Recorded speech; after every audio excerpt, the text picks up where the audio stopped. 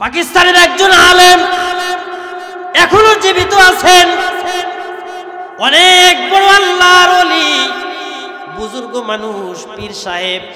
ওনার নাম হলো আল্লামা জুলফিকার আহমদ নকশবন্দি। জোরে বলেন কি নাম?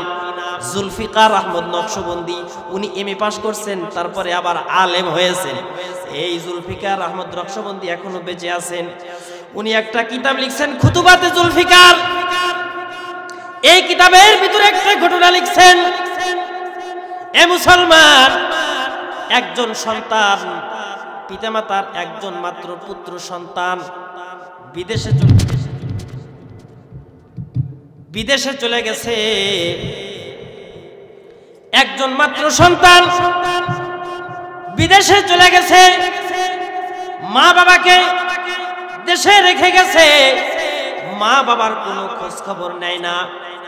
মা বাবা বৃদ্ধ হয়ে গেছে, যুগের পর যুগ চলে যায়, কিন্তু মা বাবার কোনো খোঁজ খবর নেয় না।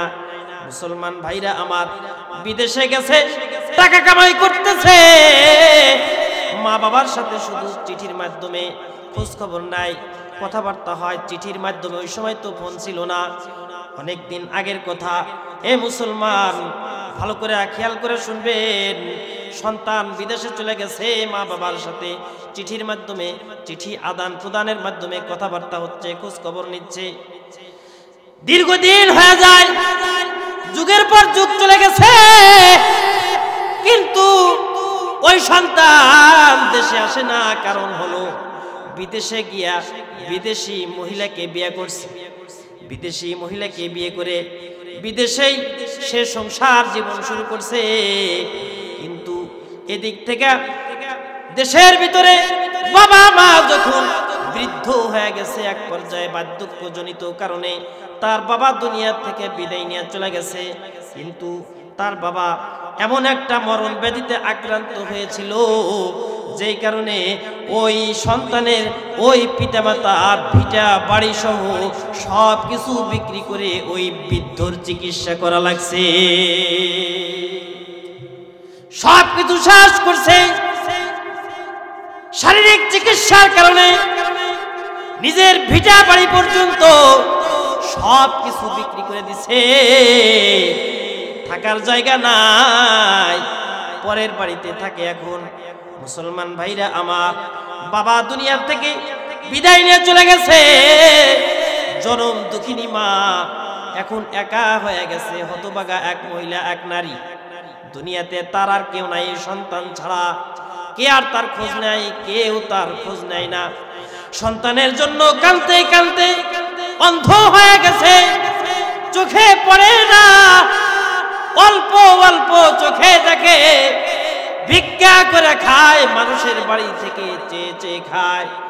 মুসলমান ভাইরা আমার, এই জনম দুঃখিনী মা কষ্ট করে মানুষের থেকে টাকা পয়সা চেয়ে নিয়ে ভিক্ষা করে করে খায়। নিজের তো ভিটা বাড়ি নাই, নিজের জায়গা জমি নাই, নিজের সংসার নাই। মানুষের বাড়ির এক কোনায় ঝুপড়ি ঘর বানিয়ে ওই ঘরের মধ্যে মা অবস্থান করে, ওখানেই থাকে। দীর্ঘদিন পরে আল্লাহ তাআলা ওই প্রবাসী সন্তানকে এমন একটা পরীক্ষার ভিতরে, এমন একটা কষ্টের ভিতরে ফেলে দিছে, এমন কঠিন রোগে আক্রান্ত হয়ে গেছে, তার যৌবন শেষ হয়ে গেছে, তার শরীরের রূপ লাবণ্য সব শেষ হয়ে গেছে। যখন শরীরের ভিতরে পচন ধরে গেছে, ঘা হয়ে গেছে, বিদেশি মহিলা আর কাছে আসে না, বিদেশি নারী, বিদেশি স্ত্রী আর তার কাছে আসে না, তাকে ভালো লাগে না। বাড়ির থেকে বের করে দিছে, শ্বশুর শাশুড়িও বাড়ির থেকে বের করে দিছে, খোঁজ খবর নেয় না, বিদেশের বাড়ি কেউ তাকে দেখে না। এমন একটা নিরুপায়, এমন একটা অসহায় অবস্থার ভিতরে দিশেহারা হয়ে, হন্য হয়ে আল্লাহর বান্দা ঘুরতেছে প্রবাস জীবনে। বিদেশের মাটিতে কেউ কারো খোঁজ খবর নেয় না। মুসলমানের দল, ভালো করে শুনবেন, আল্লাহর বান্দা কোন রকমে কায়দা কৌশল করে তখন কি করছে, দেশের ভিতরে আসছে। বাবা মার কথা মনে পড়ছে, হায় রে, যেই স্ত্রী শ্বশুর শাশুড়ির কারণে আমি আমার বাবা মাকে ভুলে গেছি, বাবা মার কোনো খোঁজ খবর নেই নাই। আজকে তো আমার কেউ নাই, আজকে তাদের কোনো স্বার্থ নাই, এই জন্য সবাই আমারে দূরে ফেলে দিছে, দূরে ঠেলে দিছে। আজকে আমার শরীরের মধ্যে এমন একটা দুরারোগ্য ব্যাধি হয়েছে, আমার শরীরের ভিতরে পচন ধরেছে, দুর্গন্ধযুক্ত দুর্গন্ধ হয়েছে, এই জন্য আমারে সবাই ফেলে দিয়া চলে গেছে। মুসলমান ভাইরা আমার কোন রকমে ভিসা লাগাইয়া দেশে চলে আসছে। দেশে চলে আসার পরে ওই যে জায়গার মধ্যে তাদের বাড়ি ছিল, ওই জায়গাতে গেছে। যাওয়ার পরে তাদের বাগান ছিল, ওই বাগানের ভিতরে গেছে। বাগানের ভিতরে যাওয়ার পরে দেখে ওই বাগানের ভিতরে একজন বৃদ্ধ মানুষ বাগান ঘুরে ঘুরে দেখতেছে। সালাম দিয়ে জিজ্ঞাসা করছে, চাচা এই বাগান কি অমুক ব্যক্তির নয়? এই বাগানের মালিক কি অমুক ব্যক্তি ছিলেন না? আপনি কে? আপনি এই বাগানের মধ্যে ঘুরতেছেন? কয় হ্যাঁ, এই বাগানের মালিক এখন বর্তমানে আমি, কিন্তু এই বাগানের আমার আগে আরেকজন মালিক ছিল, আমি তার থেকে এই বাগান ক্রয় করে নিয়েছি। কারণ হলো এই, আমার পূর্বে যেই মানুষটা এই বাগানের মালিক ছিল এমন একটা দুরারোগ্য ব্যাধিতে আক্রান্ত হয়েছিল, আল্লাহর বান্দার একটা মাত্র পুত্র সন্তান আল্লাহ তাকে দিয়েছিল। ওই পুত্র সন্তান দীর্ঘদিন আগে বিদেশে চলে গেছে, আজ থেকে 2 যুগ আগে। পিতামাতার কোনো খোঁজ খবর নেই না, নিরুপায় আর অসহায় হয়ে ওই বৃদ্ধ পিতামাতা তার চিকিৎসা খরচের জন্য তার যে ভিটা বাড়ি ছিল সব কিছু আমার কাছে বিক্রি করে দিছে। চিকিৎসা করছে কিন্তু বাঁচতে পারে নাই। এই যে গত কয়েক বছর আগে আল্লাহর বান্দা এই বাগানের পূর্বের মালিক দুনিয়া থেকে বিদায় নিয়ে চলে গেছে। বাগানের মালিকের মুখে যখন নিজের পিতার মৃত্যুর কথা শুনছে, আল্লাহর বান্দা কিংকর্তব্য বিমূঢ় হয়ে গেছে, আশ্চর্য হয়ে গেছে, মাথাটা নিচের দিকে দিছে। মুসলমানের দল আল্লাহর বান্দা এবার জিজ্ঞাসা করে, আল্লাহর বান্দা ওই বৃদ্ধ তো মারা গেছে, কিন্তু ওই বৃদ্ধের স্ত্রী কি এখনো জীবিত আছে নাকি? আপনি কি ওই বৃদ্ধার কোনো সন্ধান আমাকে দিতে পারবেন? কয় কেন, তোমাকে সন্ধান দিব? বলে দেন, মেহেরবানি করে একটু আমাকে ওই বৃদ্ধার সন্ধান দেন, আমি একটু তার সাথে দেখা করতে চাই। ওই লোকটা বুঝতে পারছে এই সন্তানই হয়তো বা তার হতভাগা সন্তান হবে, যেই সন্তান আজ থেকে প্রায় 2 যুগ আগে এই পিতা মাতাকে শোক সাগরে ভাসাইয়া দিয়া বিদেশে প্রবাস জীবন সে গ্রহণ করেছিল।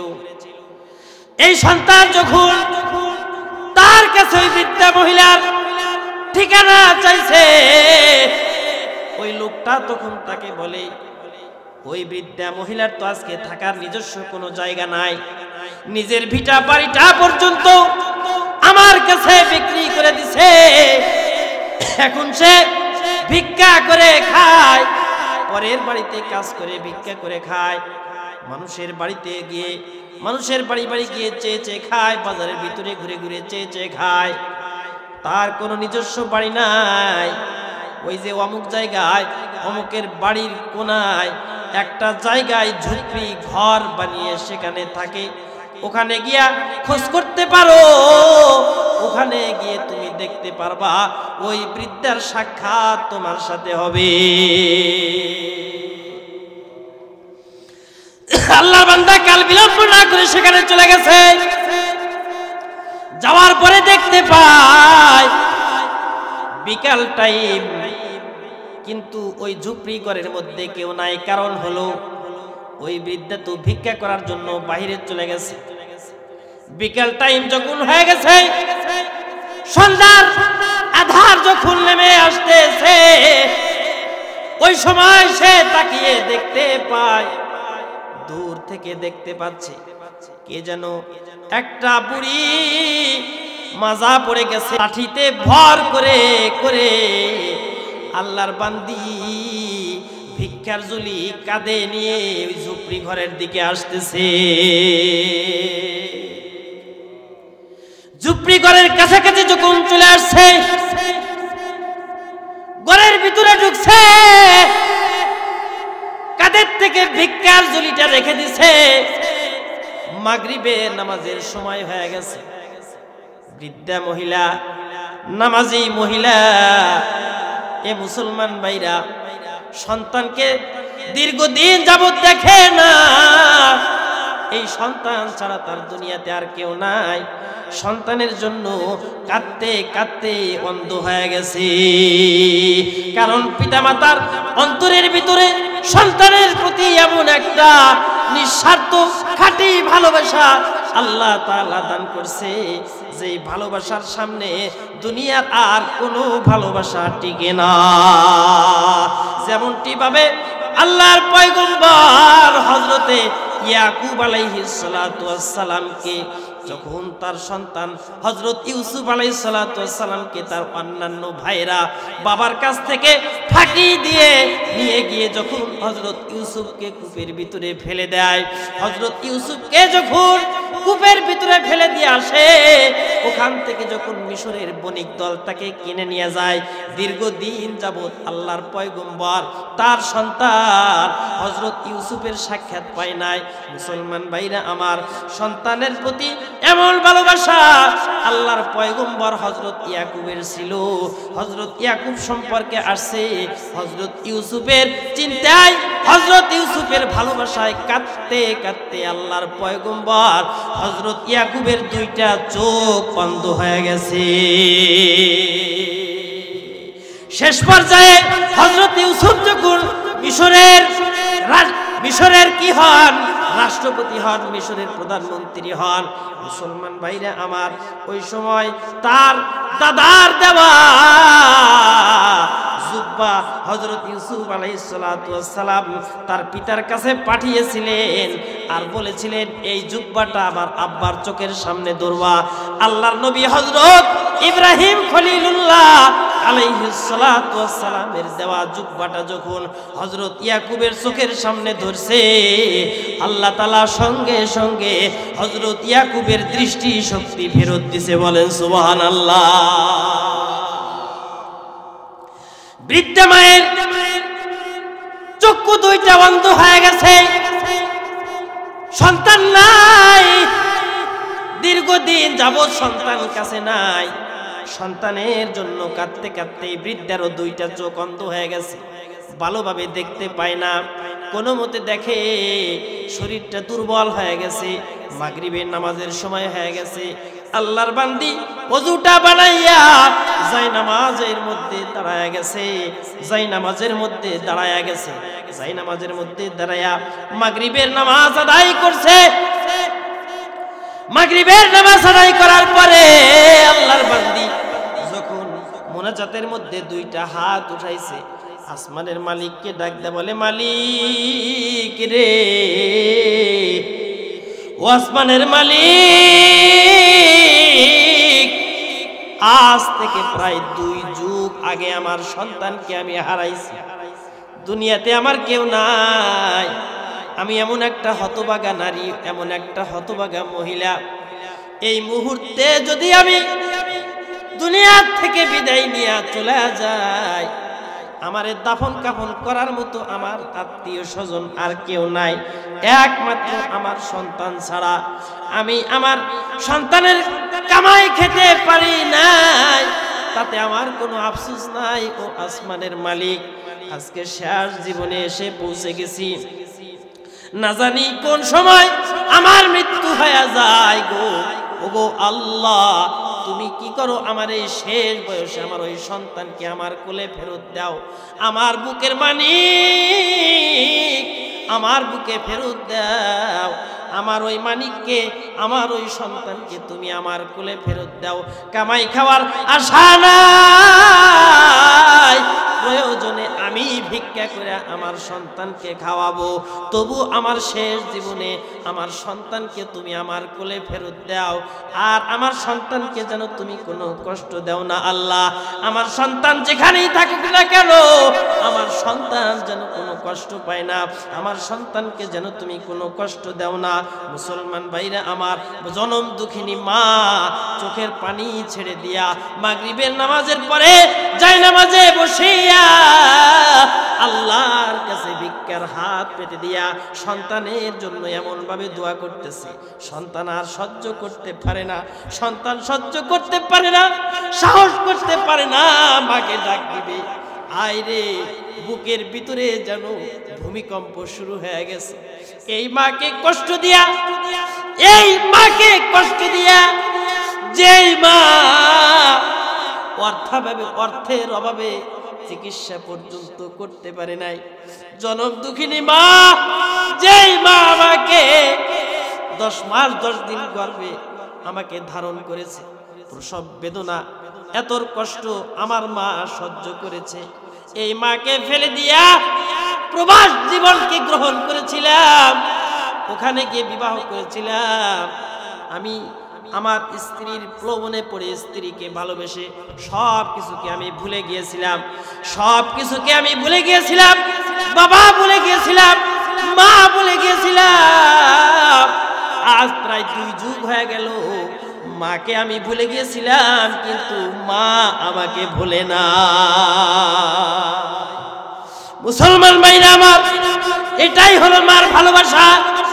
মা দোয়া করতেছে, সন্তান আর ধৈর্য রাখতে পারে না, একটা চিৎকার দিয়া মাকে ডাক দেয়া বলে, ও মা, মুনাজাত ছেড়ে দাও, মুনাজাত ছেড়ে দাও মা, দোয়া করা লাগবো না, তোমার দোয়া কবুল হয়ে গেছে, তোমার সন্তান রে আল্লাহ তোমার কোলে ফিরাইয়া দিছে।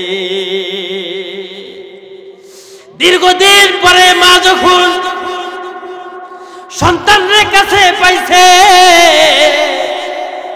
বুকের মধ্যে জড়ায়া নিয়ে বলে, এ মানিক আয়, আমার বুকে আয়, কোথায় ছিলি রে বাবা, না জানি কত কষ্টের মধ্যে তুই ছিলি, আয় আমার বুকে আয়। আমি আজকে ধন্য হয়ে গেলাম, আমি অতীতের সব ব্যথা বলে গেলাম। সন্তান কালী মায়ের পাও ধরে মাপ চায়ার বলে, মা ভুল করেছিলাম, অপরাধ করেছিলাম, তোমারে কত কষ্ট দিয়েছি মা, আমারে মাফ করে দাও, বদদুয়া দিও না মা। আজকে তোমার বদদুয়ার কারণে দেখো আমার তোমার সন্তানের শরীরের মধ্যে পচন ধরে গেছে, এমন রোগ হয়েছে যেই রোগের কারণে আমার বউ আমারে তালাক দিয়ে দিছে, আমার বউ আমারে ছেড়ে গেছে, আমার স্ত্রী আমারে ছাইড়া দিছে, আমার শ্বশুর শাশুড়ি আমারে ছাইড়া দিছে, সবাই আমারে তাড়াইয়া দিছে। মা তুমি আর বদদুয়া কইরো না, তুমি আমার উপরে রাগ করো না, আমার উপর তুমি সন্তুষ্ট হয়ে যাও। এইভাবে সন্তান যখন মার পাও ধরে কাঁদে, মা বলে, সন্তান রে, তুমি আজ থেকে 2 যুগ পর্যন্ত আমারে রেখে তুমি চলে গেছো, এই 2 যুগের ভিতরে একটা বারের জন্য তোমার বিরুদ্ধে বদদুয়া করি না। এইটা হলো মার ভালোবাসা। মাকে শত শত কষ্ট যদি সন্তান দেয়, সন্তানের জন্য মা বাবা কখনো বদদুয়া করে না। এটা হলো মা বাবার ভালোবাসা। ওই মা বাবাকে কষ্ট দিবেন, ওই মা বাবাকে কষ্ট দেওয়া যাবে না, কারণ আসমানের মালিক ততক্ষণ পর্যন্ত সন্তানের উপরে সন্তুষ্ট থাকে যতক্ষণ পর্যন্ত মা বাবা সন্তানের উপরে সন্তুষ্ট থাকে। মুসলমান ভাইরা আমার, এই জন্য মা বাবাকে কষ্ট দিবেন না। যারা মা বাবাকে কষ্ট দিচ্ছেন, এখনো সময় আছে। মা বাবা যদি এখনো জীবিত থাকে, আপনি যান, দুনিয়ার মানুষকে আপনি কষ্ট দিয়া দুনিয়ার মানুষের কাছে মাপ চাইলে তারা মাফ করে না, কিন্তু মা বাবা এমন একটা হৃদয়বান মানুষ সন্তানের প্রতি তাদের এমন একটা মোহাব্বত, এমন একটা ভালোবাসা আছে, হাজারো অপরাধ করে সন্তান যখন মায়ের সামনে গিয়া মা বলে ডাক দেয়, বাবার সামনে গিয়া যখন আব্বা বলে ডাক দেয়, মা বাবা টাকা পয়সাতে খুশি হয় না, মা বাবা কখনো সম্পদে খুশি হয় না, মা বাবা কখনো ফলমূল দিয়া মা বাবারে খুশি করা যায় না, কাপড় চোপড় দিয়া মা বাবারে খুশি করানো যায় না। আপনি মা বাবাকে কিছুই দেন না, কিন্তু প্রাণ ভরে মোহাব্বত আর ভালোবাসা নিয়ে যদি মাকে যদি মা বলে ডাক দেন আর বাবাকে যদি আব্বা বলে অন্তর থেকে মোহাব্বত আর ভালোবাসা সম্মান নিয়ে যদি আপনি আপনার আব্বাকে ডাক দেন, কোটি টাকা দিলেও মা বাবা খুশি হয় না। একটা মা একটা আব্বা বলে ডাক দিলে যত খুশি হয়। মুসলমান ভাইরা আমার, এই জন্য মা বাবারে কখনো কষ্ট দিবেন না। যথাসাধ্য যতটুকু আপনি পারেন ততটুকু আপনি আপনার মা বাবার খেদমত করবেন। মুসলমান ভাইরা আমার, যারাই তাদের বাবা মার খেদমত করছে আল্লাহ তাআলা তাদের সম্মানকে বাড়ায়া দিছে, আল্লাহ তাআলা তাদেরকে কোনো বিপদের মধ্যে ফেলায়া দেয় না। মুসলমান ভাইরা আমার, এ মুসলমান, বাবা মার খেদমত যারা করে, পয়গম্বর হাদিসের মধ্যে বলেন, হায়াত বাড়াইতে চাও, কোনো কিছুতেই কিন্তু মানুষের হায়াত বাড়ানো যায় না, কিন্তু একটা মাত্র আমল আছে, একটা মাত্র কাজ আছে। সন্তান যদি পিতামাতার খেদমত করে, এই খেদমতের কারণে আল্লাহ তাআলা সন্তানের হায়াত পর্যন্ত বাড়ায়া দেয়।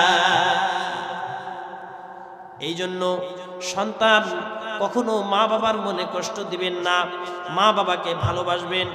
মুসলমান ভাইরা আমার, এই কথাটা বলে শেষ করে দিচ্ছি। আল্লাহর একজন জলিল কদর পয়গম্বর হযরতে মূসা আলাইহিস সালাতু ওয়াস সালাম আল্লাহর কাছে একবার দোয়া করলেন, আল্লাহর কাছে আবেদন করলেন, আল্লাহ, আমার সাথে প্রত্যেকটা নবীর সাথে স্পেশাল কিছু বান্দা ওই নবীদের সাথে জান্নাতের মধ্যে থাকবে। আল্লাহর পয়গম্বর হযরতে মূসা আলাইহিস সালাতু ওয়াস সালাম উনি আল্লাহর কাছে আবেদন করলেন, আল্লাহ, জান্নাতের ভিতরে যেই মানুষটা আমার সাথে থাকবে আমি একটু দুনিয়াতেই তাকে দেখতে চাই। আল্লাহ তাআলা হযরত মূসার কাছে ওহী পাঠাইলেন, ও মূসা, অমুক বাজারের অমুক জায়গায় একটা কষাই গোশত বিক্রি করে, ওই কষাই তোমার জান্নাতের সাথী হবে। বলেন সুবহানাল্লাহ, আরো জোরে বলেন সুবহানাল্লাহ। একটা কষাই গোশত বিক্রি করেও নবীর সাথে জান্নাতে থাকার সৌভাগ্য অর্জন করছে। মুসলমান ভাইরা আমার, এই জন্য লম্বা টুপি, লম্বা জামা, লম্বা পাগড়ি পরলেই কিন্তু ভালো মানুষ হওয়া যায় না। মুসলমান ভাইরা আমার, আপনি যে কাজই করেন না কেন, যদি আল্লাহর হুকুম মতো, নবীর তরিকা মতো যদি আপনি করেন, নবীর সাথে আপনি জান্নাতে থাকবেন। আর যদি আপনি অনেক বড় আলেম হইছেন, অনেক কিছু হইছেন, অনেক কিছু করছেন, কিন্তু নবীর তরিকা আল্লাহর হুকুম মতো যদি না হয়, নবীর সাথে কিন্তু আপনি জান্নাতে থাকতে পারবেন না। একজন কসাই থাকবে নবীর সাথে জান্নাতে। হযরতে মূসা আশ্চর্য হয়ে গেছে, কি ব্যাপার, একজন কসাই আমার সাথে জান্নাতের সঙ্গী হবে? সংক্ষেপে আমি বলে শেষ করে দিব। মুসলমান ভাইরা আমার, হযরত মূসা আলাইহিস সালাতু ওয়াস সালাম গেছে ওই কসাই খোঁজে, বাজারের ভিতরে গিয়ে ওই কসাইকে দেখছে। আল্লাহ তাআলা তাকে যে আকৃতিটা দেখায় দিছে, হুবহু ওই আকৃতির একটা মানুষ দেখে গোশত বিক্রি করতেছে। ভালো কিছু গোশত আলাদা করে রেখে দিছে। গোশত বিক্রি যখন শেষ হয়ে গেছে, আল্লাহর বান্দা গোশত বিক্রি শেষ করার পরে ওই যে কিছু গোশত রেখে দিয়েছিল, এই গোশতগুলি নিয়ে আল্লাহর বান্দা বাড়িতে চলে গেছে। বাড়িতে যাওয়ার পরে ওই গোশতগুলি নিজের হাতে পরিষ্কার করে পাক শাক করার পরে ঘরের মধ্যে নিয়ে গেছে। ঘরের মধ্যে নিয়ে গিয়া একটা দোলনা সিস্টেমের ভিতর থেকে একটা বৃদ্ধা একটা মহিলাকে বের করে আনছে। বের করে এনে ওই খাদ্যগুলো কি করতেছে, ওই গোশতগুলো, পাকানো গোশতগুলো ওই বৃদ্ধা নারীর মুখে তুলে দিচ্ছে। ওই বৃদ্ধা নারীকে খাওয়াচ্ছে, বৃদ্ধা মাকে খাওয়াচ্ছে। খাওয়ানো যখন শেষ হয়ে গেছে, বৃদ্ধা মাকে আবার আপন জায়গায় দোলনার ভিতরে রেখে দিছে। আল্লাহর বান্দা কসাই ওই দোলনার ভিতরে রেখে দিছে। কিন্তু হযরত মুসা ভালো করে খেয়াল করছে, হযরতে মুসা আলাইহিস সালাতু ওয়াস সালাম দেখতেছে কি ঘটনা ঘটতেছে। হযরতে মুসা দেখতে পায় ওই বৃদ্ধা মহিলাকে যখন ওই কসাই গোশত পাকানো গোশত খাওয়াইছে, খাওয়ানো যখন শেষ হয়ে গেছে, ওই বৃদ্ধা তার সন্তানকে কাছে টেনে নিয়ে কানের কাছে ফিস ফিস করে কি যেন বলল। বলার পরে আল্লাহর বান্দা কসাই একটা মুস্কি হাসি দিল। বলেন সুবহানাল্লাহ। আল্লাহর পয়গম্বর হযরতে মুসা ওই কসাইকে ডাকছে, বলে ভাই শোনো, আমি দেখলাম দোলনার ভিতর থেকে একটা বৃদ্ধা মহিলাকে বের করে এনে তুমি গোশত খাওয়াইলা। ওই বৃদ্ধা মহিলাটাকে কি, তার পরিচয় সম্পর্কে তোমার কি হয়? আল্লাহর বান্দা রাখতে বলে, ও মুসাফির। হযরতে মুসা আলাইহিস সালাম কিন্তু নবীর পরিচয় দেয় নাই, মুসাফিরের পরিচয় দেওয়ার পিছনে লাগছে, বাড়িতে আসছে। মুসাফিরকে ডাকতে বলে, মুসাফির, যেই বৃদ্ধাকে আমি গোশত খাওয়াইলাম এই বৃদ্ধা অন্য কোনো বৃদ্ধা না, এই বৃদ্ধাটা হলো আমার জনম দুঃখিনী মা। এই মা ছাড়া আমার আর কেউ নাই। এই মাকে আমি প্রতিদিন আমি গোশত এনে আমি এই মাকে পাকায়া খাওয়াই। আমার মাকে আমি খেদমত করি। তারপরে আল্লাহর পয়গম্বর ডাকতে বলে, খেদমত করো ভালো কথা, গোশত খাওয়াইলা ভালো কথা। গোশত খাওয়ানোর পরে তোমাকে কাছে টেনে নিয়ে ওই বৃদ্ধা মহিলাটা তোমার কানের কাছে কি যেন ফিস ফিস করে বলল। ওই কথাটা কি তুমি আমারে বলবা? কেন তুমি মুস্কি হাসি দিলা? তুমি কি আমারে একটু বলবা? মুসলমান ভাইরা আমার, আল্লাহর বান্দা ডাকতে বলে, মুসাফির ভালো করে শুনে রাখো, আমার মাকে যখন আমি গোশত খাওয়ানো শেষ করলাম, এটা শুধু আজকেই নয়, প্রত্যেক দিন আমার মাকে খাওয়ানোর পরে আমার মা আমার মাথাটা টেনে নিয়ে আমার কানের কাছে একটা দোয়া করে। আমার মা আমাকে বলে, সন্তান রে যা, আমি মা তোর জন্য দোয়া করে দিলাম, আল্লাহ তাআলা যেন তোকে এই জামানার নবীর সাথে জান্নাতে থাকতে দেয়। আমি তোমার দোয়া শুনে আশ্চর্য হয়ে গেছি। মা এমন একটা আশ্চর্য দোয়া করলো, এমন একটা অসম্ভব দোয়া করলো। আমি হলাম একটা সাধারণ কসাই, আর মা দোয়া করে দিল এই জামানার নবীর সাথে যেন আল্লাহ আমারে জান্নাত দেয়। এইটা কি কখনো সম্ভব? আল্লাহ তাআলা আমার মতো একজন কসাইকে এই জামানার নবীর সাথে আল্লাহ জান্নাত দিবে, এই জন্য আমি হাসি উড়ে দিই, এই জন্য আমি মুস্কি হাসি দেই। এইটা কি অসম্ভব পর্যায়ের কথা। হযরতে মুসা আলাইহিস সালাতু ওয়াস সালাম এতক্ষণ পর্যন্ত নিজের পরিচয় গোপন রাখছিলেন, এখন আর পরিচয়টা গোপন রাখলেন না। মুসলমান ভাইরা আমার, আল্লাহর বান্দাকে বুকে টেনে নিয়ে বুকে জড়ায় ধরে বলে, আয় আমার বুকে আয়, তোর মায়ের দোয়া কবুল হয়ে গেছে, আল্লাহর শুকরিয়া আদায় কর, তোর মায়ের দোয়া কবুল হয়ে গেছে। তোর মাও যে দোয়া করছিল এই জামানার নবীর সাথে তোর জান্নাতে জায়গা হবে, জান্নাতে থাকবি, ওই নবীকে আল্লাহ তাআলা আজকে তোর বাড়িতে পাঠায়া দিছে।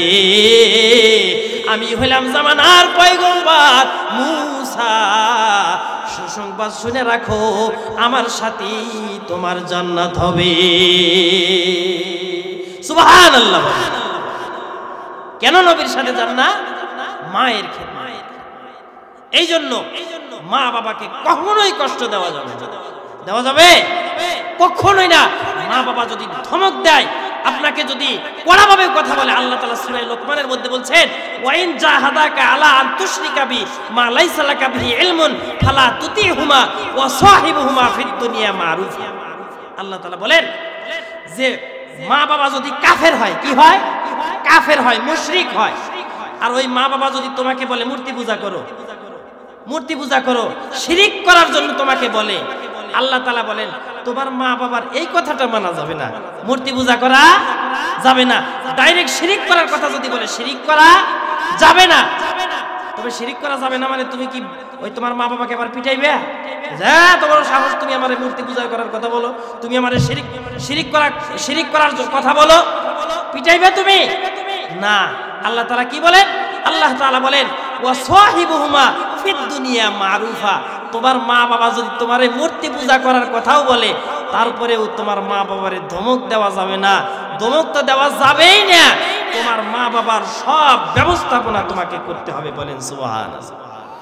একজন কাফের পিতামাতা, যেই পিতামাতা শুধু কাফেরই না, তোমারও কাফের হওয়ার জন্য বলতেছে, এই পিতামাতার ব্যাপারে আল্লাহ বলতেছে ওয়া সাহিবুহুমা ফিদ দুনিয়া মারুফা, দুনিয়ার মধ্যে তাদের সাথে ভালো ব্যবহার করা লাগবে। তো কাফের পিতামাতার সাথে যদি ভালো ব্যবহার করা লাগে, তাহলে মুসলমান পিতামাতার সাথে কেমন ব্যবহার করা লাগবে? এটা কার কথা? কাফের পিতামাতার সাথে ভালো ব্যবহার করার কথা আল্লাহ সূরা লোকমানের মধ্যে বলছেন। এটা কার কথা? তাহলে কাফের পিতামাতার সাথে যদি এই ব্যবহার করা লাগে, তাহলে মুসলমান পিতামাতার সাথে কেমন ব্যবহার করা লাগবে? ভালো ব্যবহার করা লাগবে। কেমন ভাবে, কি ব্যবহার করলে আপনার আব্বা আপনার আম্মা আপনার প্রতি সন্তুষ্ট থাকবে, ওইটা আপনিই ভালো জানেন। আপনি সেই অনুযায়ী ব্যবহার করবেন।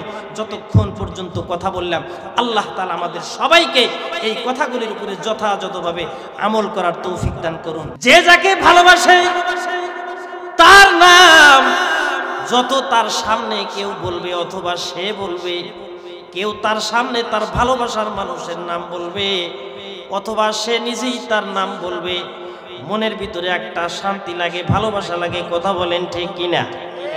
মুসলমান ভাইরা আমার, মহান আল্লাহ, আসমান জমিনের মালিক, আরশের মালিক আল্লাহর ভালোবাসা যাদের অন্তরের ভিতরে আছে, তারা যখন আল্লাহর নামের জিকির করে, ওই যে লাইলির নামের জিকির করে যেমন মজনুর অন্তরটা ঠান্ডা হয়ে যায়, ওই রকম ভাবে যারা খোদার প্রেমিক, আল্লাহর প্রেমিক, এই যে আপনারা এখানে বসে আছেন, এই কল্পনে শীতের ভিতরে আরামের ঘুমকে হারাম করে যারা বসে আছেন এখনো পর্যন্ত, জোরে বলেন কার মহাব্বতে? আরো জোরে বলেন কার ভালোবাসায়? আল্লাহর ভালোবাসায়। এই যে আল্লাহর ভালোবাসা যাদের অন্তরের ভিতরে আছে, ভালোবাসার সত্তার নাম, ভালোবাসার মানুষের নাম, ভালোবাসার মানুষের নামের জিকির করতে যেমন অন্তরের ভিতরে ভালো লাগে, মজা লাগে, আল্লাহ ওয়ালা যারা হয়, আল্লাহর প্রেমিক, আল্লাহর পাগল যারা হয়, আল্লাহর নামের জিকির করতেও তাদের ভালো লাগে। কথা বলেন ঠিক কিনা? লা ইলাহা ইল্লাল্লাহ, লা ইলাহা ইল্লাল্লাহ, লা ইলাহা ইল্লাল্লাহু মুহাম্মাদুর রাসূলুল্লাহ। সকলেই পড়েন সাল্লাল্লাহু আলাইহি ওয়াসাল্লাম। আলহামদুলিল্লাহ, গজারিয়া পূর্বপাড়া আল বদর যুব সংগঠনের উদ্যোগে 2 দিন ব্যাপী 7ম অধিবেশন তাফসিরুল কোরআন মাহফিলের 2 দিন ব্যাপী তাফসিরুল কোরআন মাহফিলের প্রথম রজনী সম্মানিত সুযোগ্য সভাপতি কারি মাওলানা আব্দুল খালেক সাহেব, সহসভাপতি বীর মুক্তিযোদ্ধা আলহাজ খলিলুর রহমান সহ বিশেষ অতিথিবৃন্দ, দেগার হযরত উলামায়ে কেরাম, মুআজ্জাজ মুহতারাম আমার সামনে বসা আছেন এলাকার সর্বস্তরের দিনদার ইমানদার মুসলমান ভাইরা, ও পর্দার আড়ালে রয়েছেন আমাদের সম্মানিতা ও পর্দানসীন মা ও বোনেরা। কথা বেশি হবে না, যেহেতু আজকে প্রথম রজনী, আপনাদেরকে খুব বেশি কষ্ট দেব না। অল্প সময়, খুবই অল্প সময় মানে কথা হবে। আশা করি আপনারা যে কয়জন আছেন ধৈর্য সহকারে যদি আপনারা একটু বসে থাকেন, আমার সাথে যদি একটু কথা বলেন এবং দোয়া করতে থাকেন, আল্লাহ তাআলা যেন আমার জবান দিয়া এমন কিছু কথা, একটি কথাও যদি এমন বের করে দেয় যেই কথার মাধ্যমে বক্তা এবং শ্রোতা সকলের হেদায়েতের জরিয়া হয়ে যায়। সকলেই বলেন আমিন। আল্লাহ তাআলা আমাদেরকে এই মুহূর্তে সবচেয়ে উত্তম এবং দামি মজলিস জায়গা, এটা কি মাঠ? এটা কি কোনো মাঠ না জমি?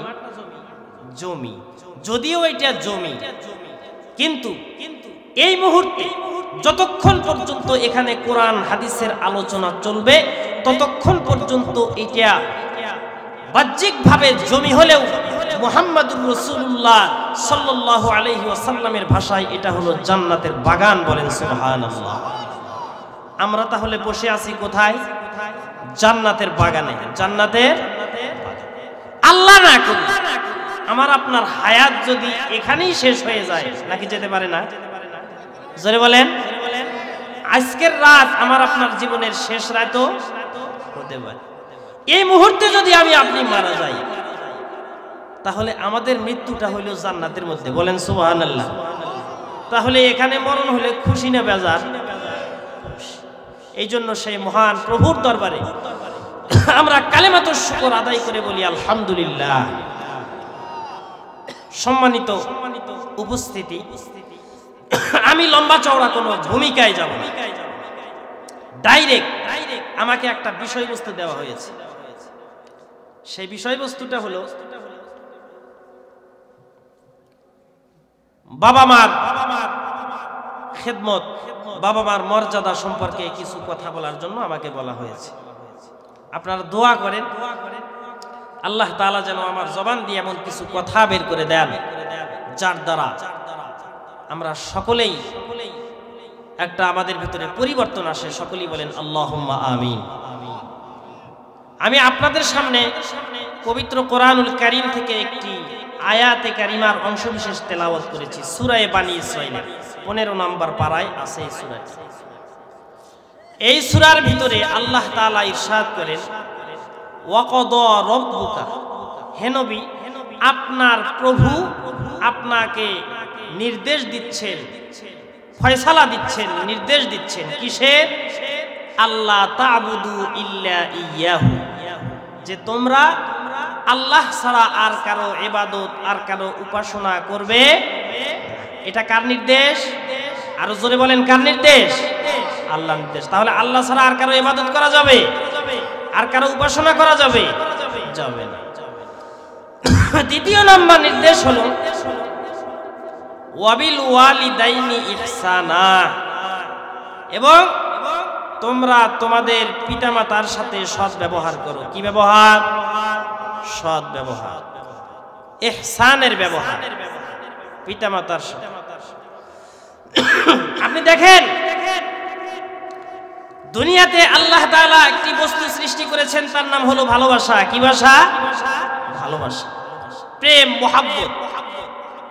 প্রেম, মহাব্বত, ভালোবাসা এগুলো সব একই রকম, তবে ক্ষেত্র বিশেষে ভিন্ন ভিন্ন হয়। যেমন স্বামী স্ত্রীকে ভালোবাসে, ছেলে মা বাবাকে ভালোবাসে, মা বাবা সন্তানকে কি ভালোবাসে। আবার প্রেম এটাও একই, কিন্তু প্রেম এটা একটু অন্য দিকে বোঝায়, তাই না? এই জন্য প্রেম ভালোবাসা একই হলে এই কথা বলা যায় না যে ওই আব্দুল কুদ্দুস চাচা তার মেয়েকে খুব প্রেম করে, এটা বলা যাবে নাকি? এটা বলা যাবে না। এখানে বাবা মেয়েকে ভালোবাসে, কিন্তু এই ভালোবাসাটা যদি আবার বলা হয় যে অমুক এলাকার ছেলে অমুক এলাকার মেয়েকে খুব ভালোবাসে, এইটা কিন্তু আবার কি এখানে ভালোবাসাটাও ভালোবাসা থাকে না, খারাপ ভাষা হয়ে যায়। ঠিক না ভাই? ঠিক। এই জন্য ভালোবাসা, প্রেম প্রত্যেকটা শব্দের আলাদা আলাদা ক্ষেত্র আছে। মুসলমান ভাইরা আবার বলছিলাম এই ভালোবাসাকে আল্লাহ তাআলা সৃষ্টি করেছেন এবং প্রতিটি জীবের ভিতরে, প্রতিটি মাখলুকাতের ভিতরে এই ভালোবাসাকে আল্লাহ তাআলা দিয়েছে। পৃথিবীর একজন মানুষ আরেকজনকে ভালোবাসে, এক একজন এক এক কারণে এক একজনকে ভালোবাসে। কেউ কাউকে ভালোবাসে তার চেহারার সৌন্দর্যের কারণে, ও কাইলা মানুষ পছন্দ করে না, খালি সুন্দর মানুষকে ভালোবাসে। ঠিক না ভাই? ঠিক। কেউ কাউকে ভালোবাসে সম্পদের কারণে, যা করে সম্পদ দেয় হা করে দাম দেয় না, ভালোবাসে না। ঠিক না ভাই? ঠিক। কেউ কাউকে ভালোবাসে ক্ষমতার কারণে, হ্যাঁ অমুকের ক্ষমতা আছে এই জন্য ভালোবাসে, যার ক্ষমতা নাই পরে কেউ ভালোবাসে না, দাম দেয় না। এক একজন এক একজনকে এক এক কারণে, একটা কারণকে সামনে রেখে ভালোবাসে। কিন্তু পৃথিবীর এমন একটা ভালোবাসা আছে যে ভালোবাসার কোনো কারণ নাই, কারণ ছাড়াই ভালোবাসে। ঠিক না ভাই? ঠিক। হাজি সাহেব কারণ ছাড়াই বুঝতে শুনতেছেন? ও আচ্ছা আচ্ছা। তো পৃথিবীর ভিতরে এমন একটা ভালোবাসা আছে যেই ভালোবাসাটা যেই ভালোবাসতে কোনো কারণ লাগে, কারণ ছাড়াই ভালোবাসে। জোরে বলেন সেই ভালোবাসা কারা কাকে ভালোবাসে? আমি বলছি পৃথিবীর মধ্যে, মানুষের মধ্যে বাবা মা, বাবা মার যে সন্তানের প্রতি যে ভালোবাসা, এই ভালোবাসার কোনো কারণ নাই, কোনো বিনিময় নাই। কথা বলেন ঠিক না ঠিক? সন্তানকে ভালোবাসে কোনো লাভের কারণে বাবা মা ভালোবাসে না। সন্তানের প্রতি মা বাবার ভিতরে এমন একটা ভালোবাসা দিছে যে মা বাবা যদি অনেক গুরুত্বপূর্ণ কাজের ভিতরে আছে আর ছোট্ট সন্তান ঘুমের থেকে মানে জাগ্রত হয়ে চিল্লাচিল্লি শুরু করে দিছে, দুনিয়ার সব কাজকে লাথি মেরে ফেলে দিয়ে মা আগে ওই সন্তানের কাছে গিয়ে সন্তানকে আগে কি চুপ করানোর চেষ্টা করে। কথা বলেন ঠিক না ঠিক? সন্তান যতক্ষণ পর্যন্ত চুপ না হয় ততক্ষণ পর্যন্ত মায়ের অস্থিরতা যায়। কিভাবে সন্তানকে চুপ করানো যায়, কিভাবে সন্তানকে শান্ত করা যায়, দুনিয়ার সব কিছুকে ফেলে দিয়া ওই মা ওই বাবা সন্তানকে নিয়ে ততক্ষণ পর্যন্ত ঘুরতে থাকে, খেলতে থাকে, অনেক কথাবার্তা বলতে থাকে, তাকে শান্ত করার জন্য, তাকে চুপ করানোর জন্য, তাকে মানে শান্ত করার জন্য বাবা মা অনেক কিছু করতে থাকে, অনেক কথা। ঠিক না ঠিক? এটা হলো মায়ের ভালোবাসা। এমন একটা ভালোবাসা সন্তানের প্রতি আল্লাহ কুদরতি ভাবে মা বাবার অন্তরের ভিতরে দিয়ে দিয়েছেন। স্ত্রীও স্বামীকে ভালোবাসে, কিন্তু কতদিন পর্যন্ত? যতদিন পর্যন্ত স্বার্থ থাকে। আপনার যৌবন যতদিন থাকবে, আপনার চেহারা যতদিন থাকবে, আপনার শক্তি যতদিন থাকবে, আপনি স্ত্রীকে কিছু দিবেন না, এক মাস খেতে দিয়েন না, বাপের বাড়ি পাঠায় দেন, আপনার নামে পারিবারিক আইনে মামলা হবে। ঠিক না ঠিক? খরপোশ মামলা হয়ে যাবে। আমাকে খাদ্য দেয় না, আমারে কাপড় দেয় না, আমারে ইটে দেয় না, আমারে চুলু দেয় না, পাউডার দেয় না, লিপস্টিক দেয় না। কিন্তু মা বাবারে যদি 50 বছরেও না দেন, তারপরেও মা বাবা কি মামলা করে কোনো সন্তানের বিরুদ্ধে? মুসলমান ভাইরা আমার, মা বাবার ভালোবাসা এমন একটা নিঃস্বার্থ ভালোবাসা, কোনো স্বার্থ নাই। মা বাবা সন্তানকে ভালোবাসে, একদম খাঁটি ভাবে ভালোবাসে, কোনো স্বার্থ নাই, কোনো কারণ নাই। কারণ ছাড়া, স্বার্থ ছাড়া মা বাবা সন্তানকে এমন ভাবে ভালোবাসে। স্ত্রীকে যদি আপনি কিছু না দেন, স্ত্রী আপনার বিরুদ্ধে মামলা দেয়, কিন্তু মা বাবারে যদি আপনি নাও দেন, যদিও দেওয়া আপনার জন্য জরুরি, আপনার জন্য কর্তব্য মা বাবাকে দেখাশোনা করা, এরপরেও দুনিয়াতে এমন অনেক সন্তান আছে যারা মা বাবার কোনো খোঁজ খবর নেয় না, পীর বাবারে খাওয়ায়। কথা বলেন ঠিক কিনা? পীর বাবার পিছনে পিছনে ঘুরে, পীর বাবা যেটা বলে ওইটাই শুনে। কিন্তু মুসলমানের দল, দুনিয়ার জমিনে আল্লাহর নবী এমন কোনো হাদিস বলে যান নাই পীর বাবা যদি সন্তানের উপরে, পীর বাবা যদি তার মুরিদের উপরে সন্তুষ্ট হয় জান্নাতে যাবে, এমন কোন হাদিস শুনছেন? পীর যদি মুরিদের উপর সন্তুষ্ট হয় ওই মুরিদ জান্নাতে যাবে, এমন কোন হাদিস এই দুনিয়াতে নাই, আল্লাহর নবী বলেন নাই। থাকবে কেমন করে? মুসলমান ভাই, এমন কোন হাদিস নাই। শিক্ষক যদি ছাত্রের উপর সন্তুষ্ট থাকে, ওই ছাত্র আল্লাহর জান্নাতে চলে যাবে। এলাকার মানুষ যদি তার উপরে সন্তুষ্ট থাকে, সে জান্নাতে চলে যাবে, এমন কোন হাদিস নাই। কিন্তু পয়গম্বর হাদিস শরীফের মধ্যে বলছে, রিদর রব্বি ফি রিদল ওয়ালিদি ওয়া সাহাতুর রব্বি ফি সাহাতিল ওয়ালিদি। পয়গম্বর হাদিস শরীফের মধ্যে বলছে, ঘোষণা করছে, এই দুনিয়ার মানুষ ভালো করে শুনে রাখো, যতক্ষণ পর্যন্ত সন্তানের উপরে সন্তানের পিতামাতা সন্তুষ্ট থাকে রে, যতক্ষণ পর্যন্ত আসমানের মালিক আল্লাহ সন্তুষ্ট থাকে, বলেন সুবহানাল্লাহ। আর যদি দুর্ভাগ্যবশত এই সন্তানের প্রতি যদি সন্তানের মা বাবা অসন্তুষ্ট হয়ে যায়, ওই সন্তানের উপরে আরশের মালিক কিন্তু নারাজ হয়ে যায়। আপনারা কি চান আরশের মালিক নারাজ হোক? আমরা কি কেউ চাই? যারা চাই না, শুধু মুখে বললে হবে না, কাজে কর্মেও দেখাইতে হবে। কথা বলেন ঠিক কিনা? মা বাবা কেমন ভালোবাসে আপনি খেয়াল করে দেখবেন, আপনি খেয়াল করে দেখবেন, খুব খেয়াল করে দেখবেন। পরিবারের সবাইকে খানা খাওয়ার জন্য দিছে মা, মা কিন্তু আগে খেতে বসে না। কথা বলেন ঠিক কিনা? মা আগে দেখে এই খাদ্য দিয়ে আমার পরিবারের লোকজনের হবে কিনা, আমার সন্তানদের হবে কিনা। মা আগে সন্তানদেরকে খেতে দেয়, সন্তানদেরকে খাওয়ায়, তারপরে যদি খাদ্য বাঁচে তো মা খায়, আর যদি না বাঁচে তো পানি খেয়ে ঘুমায়। কথা বলেন ঠিক কিনা? যদি জিজ্ঞেস করা হয় মা তুমি কেন খাও নাই, হয় আমার সন্তান খাইলি আমার খাওয়া হয়ে যায়। আমার সন্তান যদি খেয়ে দিয়ে সুখে থাকে, আমার সন্তানের যদি পেট ভরে যায় তো আমি মারও পেট ভরে যায়। কথা বলেন ঠিক কিনা? মার ভিতরে এমন একটা ধৈর্য আল্লাহ পাক দিয়েছে। মুসলমান ভাইরা আমার, খালি মার কথাই বলতেছি, বাবার কথা বলতেছি না। মা বাবা দুইজনেরই অবদান সন্তানের উপরে আছে। সন্তানের উপরে মা বাবার এক একজনের এক এক দিক দিয়ে বেশি অধিকার আছে, এক একজন এক এক ভাবে সন্তানকে ভালোবাসে।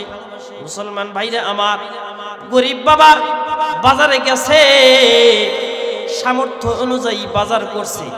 বাজার করার পরে বাবার পকেটের দিকে তাকায় দেখে পকেটের মধ্যে কোনো টাকা নাই, কিন্তু হঠাৎ খেয়াল আসছে আমার বাসার মধ্যে না, আমার একটা অবুঝ 7-8 বছরের সন্তান আছে, আমার মেয়ে আছে, আমার ছেলে আছে। আমি যখন বাড়িতে যাব, আমার সন্তান আমারে জড়িয়ে ধরে বলবে, আব্বু হাটে গেছিলা, আমার জন্য কি কোনো সদাই আনো নাই? আমার জন্য তুমি কি আনছো? জোরে বলেন। এইগুলা জিজ্ঞাসা করে কি করে না? ছোট বাচ্চারা আগে সব কিছুকে বাবা কোন অবস্থায় আছে, পেরেশানির মধ্যে আছে নাকি দুঃখে আছে না কষ্টে আছে, ছোট বাচ্চারা এইগুলা বোঝে না। বাবা যদি দূরে কোথাও থেকে আসে তাহলে আগে গিয়া বাবার ব্যাগের ভিতরে নজর দেয় আর হাতায়া দেখে বাবা আমার জন্য খাওয়ার কি জিনিস আনছে। কথা বলেন ঠিক কিনা? গরিব বাবা পকেটের দিকে তাকায়, আরেকবার সন্তানের খেয়াল করে পকেটের দিকে তাকায় দেখে টাকা নাই, আর সন্তানের খেয়াল করে দেখে সন্তান তো আমারে ধরবে, সন্তানের সামনে আমি কি জবাব দেব? মুসলমান ভাইরা আমার, ওই বাবা দিশেহারা হয়ে যায়, কি করবে খুঁজে পায় না। শেষ পর্যন্ত সিদ্ধান্ত নেয় আরেকজনের থেকে ধার দেনা করে হলেও, ঋণ আর কর্জ করে হলেও ওই সন্তানের জন্য বাজার থেকে সদাই কিনা বাড়িতে নিয়ে আসে। কথা বলেন ঠিক কিনা? বাবার অবদান। এই যে বাবা ঈদের সময় যদি আসে, কোনো অনুষ্ঠানের সময় আসে, বাবা নিজে পুরাতন কাপড় পরিধান করে, বাবা নিজে পুরাতন লুঙ্গি পুরাতন জামা পরিধান করে, কেনে না নতুন জুতা, কেনে না, অথচ সন্তানকে কিনা দেয়। কথা বলেন ঠিক কিনা? সন্তানকে নিয়ে মার্কেটে গেছে, অথচ বাবার পিছনের শার্টের পিছনে কয়েকটা তালি লাগানো আছে, কয়েকটা ছেঁড়া দেখা যায়। কথা বলেন এমন বাবা আছে না নাই? অথচ ওই সন্তানকে বলতেছে, বাবা দেখো তুমি কোন জামাটা নিবা, যেটাই চায় বাবার কষ্ট হলে ওই জামাটাই কিনে দেয়। তাহলে সন্তানের উপরে বাবা মার কি পরিমাণ অবদান। এই যে যুবক ভাইরা আমার, বাবা মার অবদান কি কিতাবের ভিতরে আসছে। বড় বড় মনীষীরা বলছেন বাবা মায়ের এত ঋণ, সন্তান বাবা মায়ের কাছে এ পরিমাণ ঋণী। সন্তান যদি নিজের শরীরের চামড়া দিয়া, নিজের শরীরের চামড়া দিয়েও যদি বাবা মার পায়ের স্যান্ডেল পাড়াইয়া দেয়, ওই বাবা মা যদি ওই স্যান্ডেল পায়ে দিয়া ঘোরে, তারপরেও বাবা মার ঋণ পরিশোধ করতে পারবে না। এই পরিমাণ একজন সন্তান বাবা মার কাছে পরিমাণ ঋণী। বাবা মা কত কষ্ট করে যে লালন পালন করে, এটা আমরা কোনোদিন ভাবেই না। আমরা দুনিয়াতে আসি তো বুঝ হওয়ার সাথে সাথে আমরা বিভিন্ন আমোদ ফুর্তিতে মেতে উঠি, বাবা মায়ের আর কোনো খেয়ালই থাকে না। কথা বলেন ঠিক কিনা? আমাদের বাবা মার প্রতি খুবই সতর্ক থাকতে হবে। বাবা মা এমন একটা সম্পদ, যাদের নাই তারা আফসোস করতেছে, কিন্তু আফসোস করে কি আর পাওয়া যাবে? জোরে বলেন, পাওয়া যাবে? পাওয়া যাবে। এই মা যাদের ঘরে নাই তারা আফসোস করতেছে, কিন্তু আফসোস করে আর পাওয়া যাবে না। এই ধনী মানুষ টাকা খরচ করে হজ করতে যায়, কিন্তু সরকারি দো আলম নবী মুহাম্মদুর রাসূলুল্লাহ সাল্লাল্লাহু আলাইহি ওয়াসাল্লাম হাদিস শরীফের মধ্যে বলছেন, হযরত আব্দুল্লাহ ইবনে আব্বাস থেকে বর্ণিত, আল্লাহর পয়গম্বর বলেন, মা মিন ওয়ালাদিন বারিন ইয়ানজুরু ইলা ওয়ালিদাইহি নাজরাতা রাহমাতিন কাতাবাল্লাহু লাহু বিকুল্লি নাজরাতিন হাজ্জাতান মাবরুরাতান। ক্বালু ইয়া রাসূলুল্লাহ ওয়া ইন নাজরা কুল্লা ইয়াউমিন মিআতা মাররা। ক্বালা নাআম আল্লাহু আকবার ওয়া আতিয়াব। মুসলমান ভাইরা আমার, আল্লাহর পয়গম্বর বলেন, কোন সন্তান যদি তার পিতামাতার মুখের দিকে একবার রহমতের দৃষ্টিতে তাকায়, আল্লাহ তাআলা ওই সন্তানের আমলনামার ভিতরে একটা কবুল হজের সওয়াব লিখে দেয়। সুবহানাল্লাহ বলে। ধনী মানুষ টাকা খরচ করে হজে যায়, কিন্তু হজ কবুল হওয়ার কোনো গ্যারান্টি নাই। কারণ ওই টাকার ভিতরে যদি একটা টাকাও হারাম থাকে, হজ কিন্তু কবুল হবে? জোরে বলেন, কবুল হবে না। কিন্তু সন্তান যদি পিতামাতার চেহারার দিকে একবার দয়ার দৃষ্টিতে তাকায়, রহমতের দৃষ্টিতে তাকায়, পয়গম্বর বলছে, বিনা টাকায়, বিনা ভিসায়, বিনা টিকিটে ওই সন্তানের আমলনামার ভিতরে এর সওয়াব লিখে দেয়। সাহাবায়ে কেরাম আশ্চর্য হয়ে জিজ্ঞাসা করছে, ইয়া রাসূলুল্লাহ, ইয়া হাবিবাল্লাহ, কোন সন্তান যদি দিনের ভিতরে 100 বার তার মায়ের চেহারার দিকে তাকায়, 100 বার যদি তার বাবার চেহারার দিকে তাকায়, তাহলে কি ওই সন্তানের আমলনামার ভিতরে 100টা হজের সওয়াব লেখা হবে নাকি? পয়গম্বর হাদিস শরীফের মধ্যে বলেন, এ সাহাবায়ে কেরাম ভালো করে শুনে রাখো, শুধু 100 বার নয়, কোন সন্তান যদি দিনের ভিতরে তার পিতামাতার চেহারার ভিতরে, চেহারার দিকে 100 বার নয় রে, 1000 বার যদি তাকায়, আল্লাহর নবী বলেন, আল্লাহ তাআলা ওই সন্তানের আমলনামার ভিতরে 1000টা কবুল হজের সওয়াব লিখে দিবে। বলেন সুবহানাল্লাহ। এই জন্য যাদের ঘরে পিতামাতা জীবিত আছে, তাদের মনে করতে হবে এখনো তাদের ঘরে মক্কা মদিনা জীবিত আছে। কোথায় যাবেন হজ করতে? খাজা বাবার কথা শোনেন, নেতার কথা শোনেন, আর বাবার কথা ভালো লাগে না।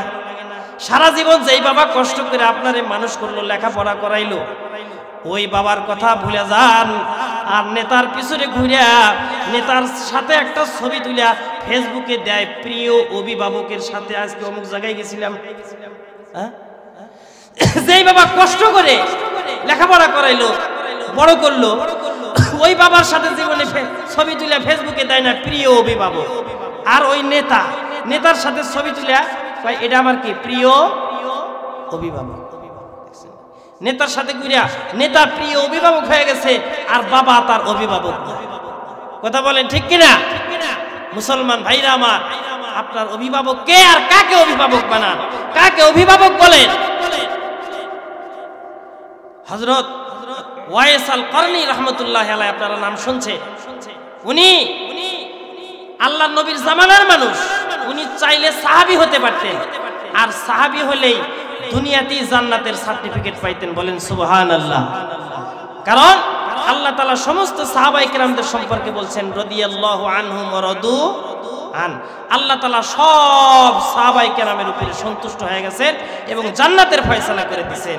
তো হযরত ওয়াইস আল করনী, আপনারা নাম শুনেন নাই? ওয়াইস করনীর নাম শুনছেন?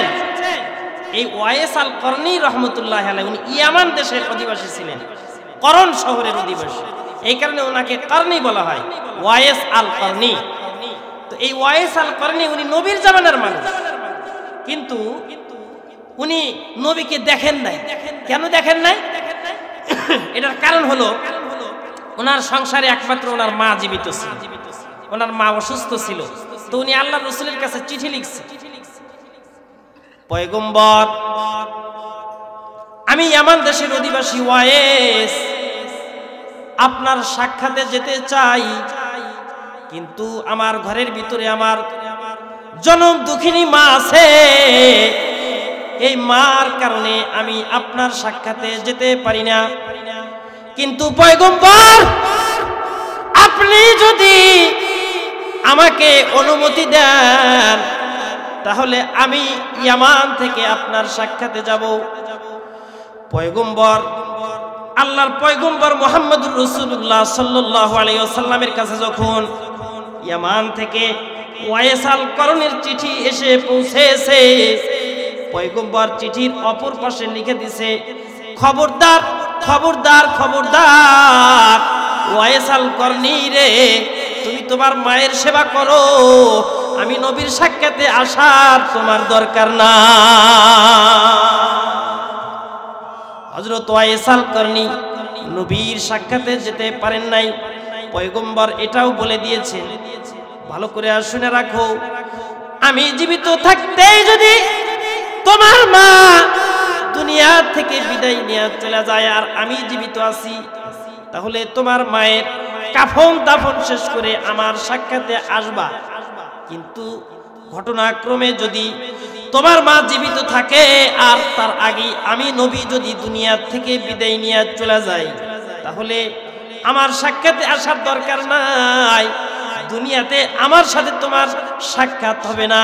কিন্তু আমি নবী কথা দিয়ে গেলাম, দুনিয়াতে তুমি আমার সাথে যদিও তোমার সাক্ষাৎ হবে না, তুমি তোমার মায়ের খেদমত করো, এই খেদমতের বরকতে আল্লাহ তাআলা হাসরের ময়দানে আল্লাহ তাআলা আমার সাথে তোমারে জান্নাত দিবে। বলেন সুবহানাল্লাহ। হযরত ওয়াইস আল করনী দুনিয়াতেই নবীর জবান থেকে জান্নাতের সার্টিফিকেট, জান্নাতের সুসংবাদ পাইছে। জোরে বলেন কিসের কারণে? মায়ের খেদমতের কারণে। মায়ের খেদমত করার কারণে ওনার অনেক বড় একটা ডিগ্রি সার্টিফিকেট, সাহাবী হওয়ার সুযোগ উনি কিন্তু নেন নাই, লাভ করেন নাই। আল্লাহর পয়গম্বর নিষেধ করেছেন। শুধু তাই না, মার খেদমত করার কারণে আল্লাহ তাআলা হযরতে ওয়াইস আল করনী রাহমাতুল্লাহ আলাইহিকে আল্লাহ তাআলা এত সম্মান আর মর্যাদা দিয়েছিলেন। পয়গম্বর হযরত ওমর ইবনুল খাত্তাব রাদিয়াল্লাহু তাআলা আনহুর মতো একজন জলিলুল কদর সাহাবী, যেই সাহাবীর স্থান হলো আল্লাহর নবী, আল্লাহর নবীর পরে যাদের স্থান নবীদের পরে সবচাইতে দামি মানুষ হলো হযরতে আবু বকর সিদ্দিক রাদিয়াল্লাহু তাআলা আনহু। বলেন সুবহানাল্লাহ। হযরত আবু বকর সিদ্দিক রাদিয়াল্লাহু তাআলা আনহু নবীদের পরে সবচাইতে দামি মানুষ। তারপরে দ্বিতীয় নম্বরে হলো হযরতে ওমর ইবনুল খাত্তাব রাদিয়াল্লাহু তাআলা আনহু। আল্লাহর পয়গম্বর হযরত ওমর এবং হযরত আলী রাদিয়াল্লাহু তাআলা আনহুমাকে ডেকে বলেন, ও উমর, ও আলী, ইয়ামান দেশে করণ শহরে আমার একজন আশিক আছে, আমার একজন আশিক, নাম হলো তার ওয়াইস, এমন এমন তার চেহারা, আমি আমার মৃত্যুর পরে যদি তোমরা ওই ওয়াইসের সাক্ষাৎ পাও, তাহলে আমার পক্ষ থেকে এই যে আমার গায়ের জুব্বা খুলে দিলাম, এই জুব্বাটা আমার পক্ষ থেকে, আমি নবীর পক্ষ থেকে ওয়াইস আল করনীকে হাদিয়া দিবা। বলেন সুবহানাল্লাহ। নবীর গায়ের জুব্বা হাদিয়া পাইছে রে, নবীর গায়ের জুব্বা হাদিয়া পাইছে।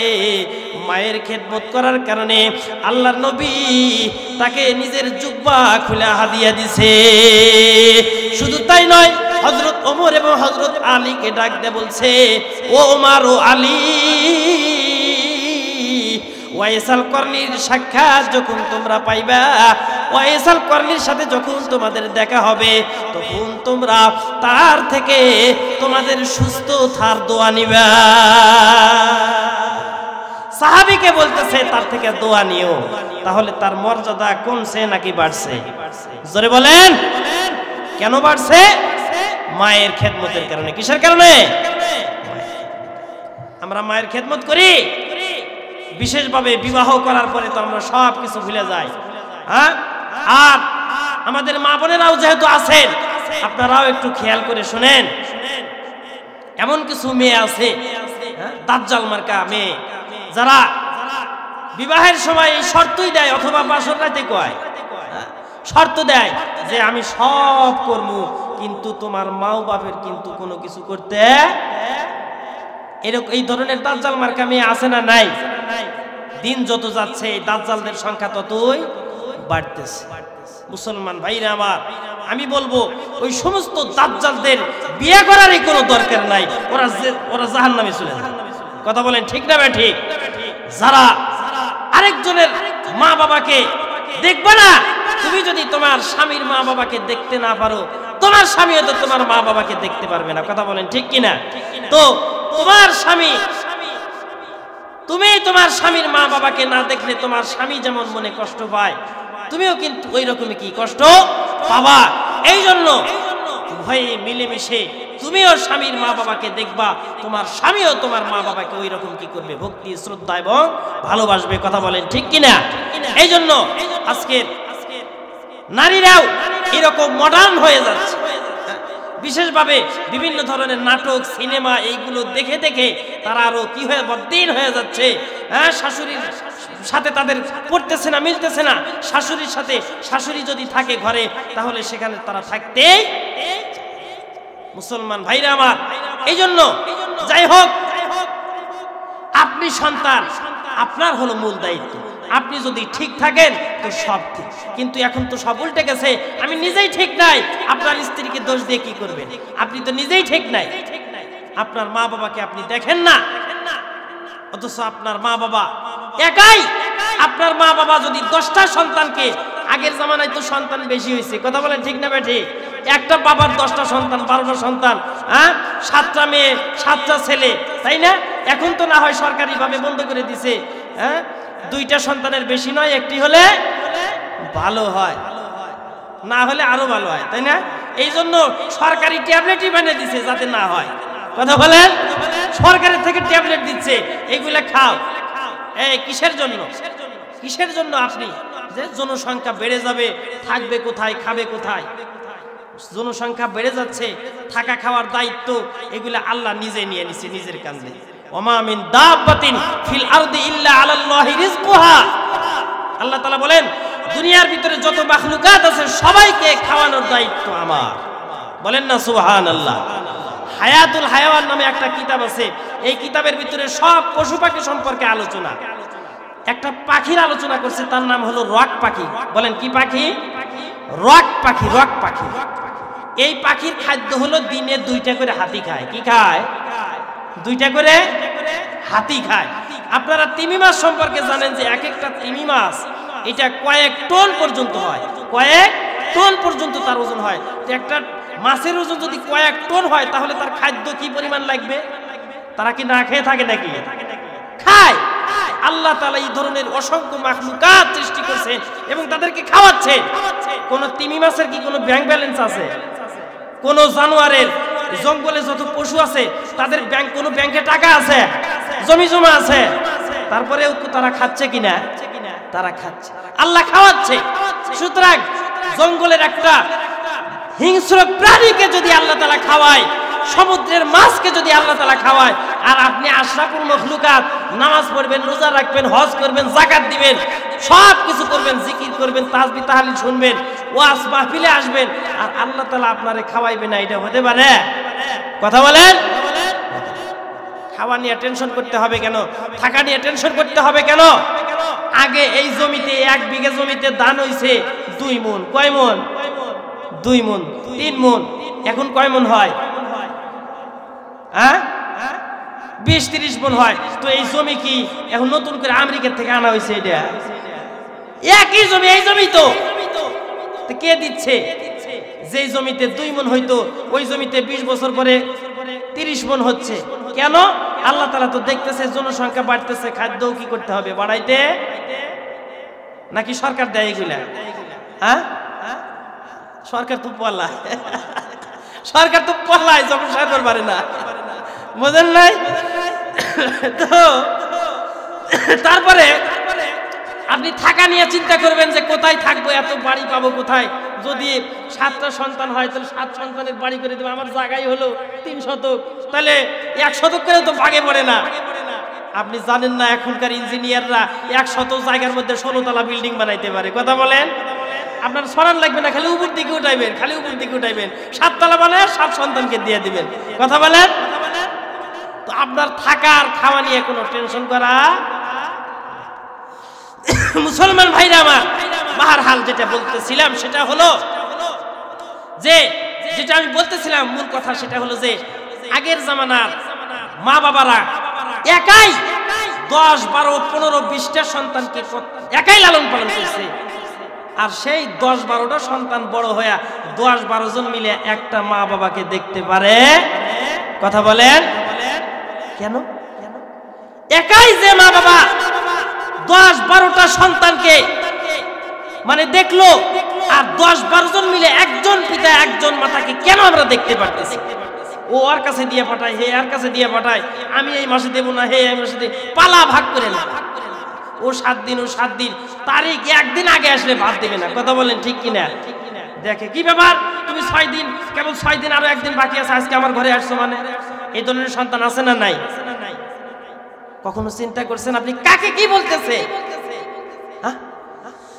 এই বাবা মা না খেয়ে কত কষ্ট করে 10টা সন্তানের পোশাকের ব্যবস্থা করেছে, খাদ্যের ব্যবস্থা করেছে, সব কিছুর ব্যবস্থা করেছে, আপনাকে স্কুলে পড়াশোনা করাইছে, লেখাপড়া করাইছে।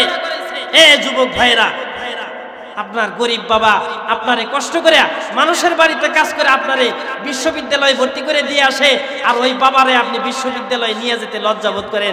বন্ধুরা দেখবে আমার বাবার গায়ের মধ্যে নতুন কাপড় নাই, আমার বাবা বাল দেখা যায় না, আমার বাবার চেহারা সুন্দর না, আমার বাবার পোশাক সুন্দর না। এই বাবা যদি আমার বন্ধুদের সামনে যায় তাহলে আমার ইজ্জত সম্মান থাকবে? এই ধরনের সন্তান আছে না নাই? কথা বলেন, আছে না নাই? আরে আপনার তো বেশি গর্ব করা উচিত যে অন্যান্য বাবারা এসির মধ্যে থেকে তারা অবৈধভাবে টাকা পয়সা উপার্জন করে সেই টাকা দিয়ে তাদের সন্তানকে লেখাপড়া করাইতেছে, আর আপনার বাপ নিজের মানে মাথার ঘাম পায়ে ফেলে একদম পিওর খাঁটি হালাল টাকা দিয়া আপনারে লেখাপড়া করাইতেছে। কথা বলেন ঠিক কিনা? আর ওই বাবারে দেখে আপনি লজ্জা পান, ওই বাবারে দেখে আপনার খারাপ লাগে, ওই বাবারে দেখলে আপনার ইজ্জত সম্মান চলে যায়। কোন বাবাকে আপনি সম্মান করেন? বাবা মা যদি অসন্তুষ্ট হয়ে যায়, আসমানের মালিক আল্লাহ অসন্তুষ্ট হয়ে যায়। মুসলমান ভাইরা আমার, আসমানের মালিক আল্লাহকে যদি সন্তুষ্ট রাখতে চান তাহলে দুনিয়ার জমিনে আগে আপনার বাবা মাকে সন্তুষ্ট রাখতে হবে। আপনি বাজার থেকে ফলমূল কিনে নিয়ে আসলেন, বাজার থেকে সুন্দর সুন্দর বাজার করে নিয়ে আসলেন, আপনি আগে ওই বাজারগুলো, ওই ফলমূলগুলো চাকরি শেষে আপনি 1 মাস 2 মাস পরে বাড়িতে আসলেন, ফলমূল কিনে নিয়ে আসলেন, আপনি কি করবেন? ওই ফলমূলগুলো আগে আপনি বাবা মার কাছে নিয়ে যাবেন। আপনি দেখবেন ওই ফলমূলগুলো আপনি বাবা মার কাছে নিয়ে যাবেন, বাবা মা কিন্তু খাবে না। কথা বলেন ঠিক কিনা? বাবা মা খাবে না, নেড়ে ছেড়ে আবার সন্তানের ঘরে পাঠায়া দিবে।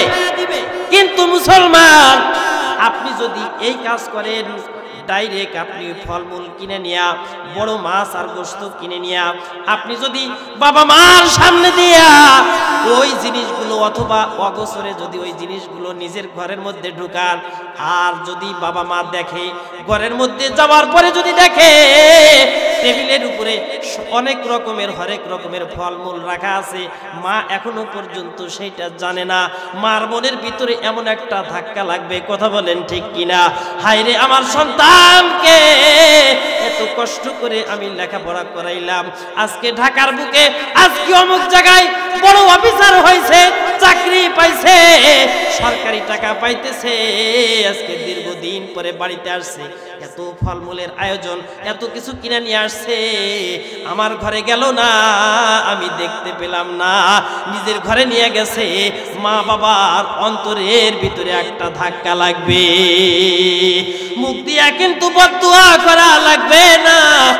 মা বাবা কিন্তু মুখ দিয়া কখনো সন্তানের জন্য বদদুয়া করে না। মুসলমান ভাইরা আমার, মা বাবা এমন সন্তানের প্রতি দয়াশীল, সন্তান যদি হাজারো অপরাধ করে, এমন পরিস্থিতি এসে যায়, মা বাবা অনেক সময় কিন্তু রাগ করে বলাই ফেলে দেয়, তোর মতো সন্তানের দরকার নাই, তুই মর, কথা বলেন ঠিক কিনা? কিন্তু মুসলমানের দল, ওই যে মা বাবা বলছে তুই মরে যা, তুই মর, তোর মতো সন্তানের আমার কোনো দরকার নাই, পরেক্ষণেই দেখবে ওই বাবা মা আবার অজু করে নামাজ পড়ে যায়, নামাজের মধ্যে সেজদায় গিয়া আসমানের মালিক আল্লাহকে ডাকতে বলে, মালিক, ওই যে কিছুক্ষণ আগে যে আমি আমার সন্তানকে বললাম, মরার জন্য বললাম, এইটা কিন্তু মনের থেকে বলি নাই, এমনি বলছি, তুমি আবার আমার সন্তানকে কষ্ট দিও না, কথা বলেন ঠিক কিনা? মুসলমান ভাইরা আমার, মা সন্তানের জন্য বদদুয়া করে, কিন্তু মনের থেকে করে না, মুখ দিয়া বের হয়ে যায়, যখন অসহ্য হয়ে যায়, মার জবান থেকে বদদুয়া বের হয়ে যায়, কিন্তু আল্লাহকে ডেকে বলে, ওগো আল্লাহ, মনের থেকে বলি নাই, সন্তানরে কষ্ট দিও না।